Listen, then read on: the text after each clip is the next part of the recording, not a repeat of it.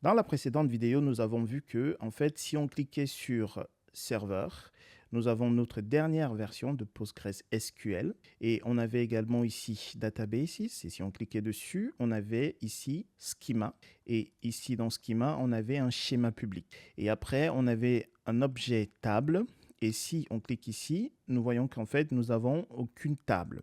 Alors, comment faire pour alimenter notre base de données avec différentes tables? Pour cela, nous allons configurer la base de données que nous allons utiliser tout au long du projet. Dès maintenant, vous allez jouer le rôle d'un analyste. Vous êtes donc embauché en tant qu'analyste de données dans une société qu'on va appeler Zenfilms. Vous devrez analyser les données et gérer cette base de données dans cette entreprise. Telle est votre mission si vous l'acceptez. Je vous présenterai un peu plus votre projet dans un prochain cours. Dans ce cours, nous allons mettre en place notre base de données et toutes les données avec lesquelles nous allons travailler. C'est donc ce que nous allons faire. Donc, maintenant, configurons la base de données. La première étape, en fait, consiste à aller ici. Dans Database, on fait clic droit, Create, Database, on clique. Et là, ici, on va taper Zen Films. En fait, on donne un nom à notre base. Tout le reste, on laisse tel quel. Par la suite, donc, vous cliquez sur Save. Voilà. Vous remarquez ici, regardez, on a Zenfilms ici. Et donc, si je clique sur Schema, on a notre schéma public. Et ici, on a l'objet table. Je clique là et regardez, nous n'avons toujours aucune table. Alors, comment procéder pour alimenter cet objet-là? La prochaine étape consiste donc à venir ici sur le schéma public et faire clic droit et de cliquer sur Query Tool. Je clique dessus et là, nous arrivons ici. Alors, c'est ici que nous allons taper nos différentes requêtes. Donc, pour le moment, ce qu'on souhaite faire, c'est alimenter cet objet-là.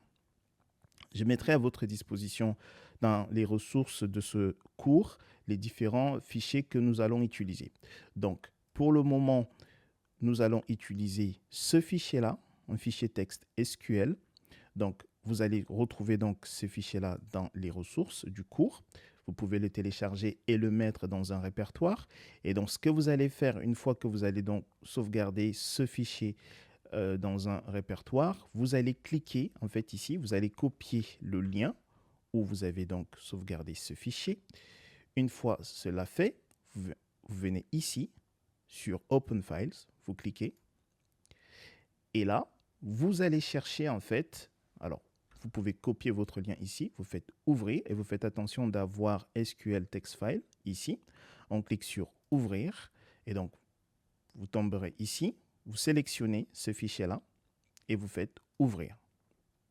Une fois cela fait, vous avez deux options. Soit vous cliquez sur F5 pour exécuter le code, soit vous cliquez sur ce bouton. Je clique là.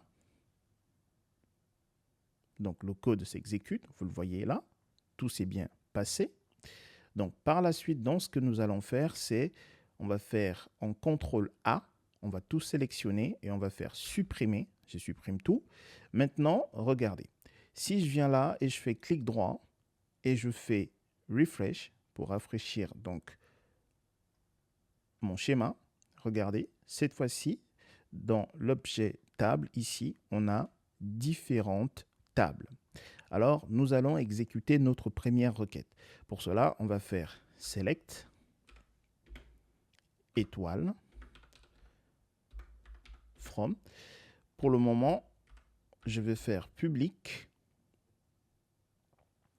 Donc, public, point, le nom d'une table, acteur, par exemple, point virgule. Alors, le public ici, en fait, représente notre schéma, ici.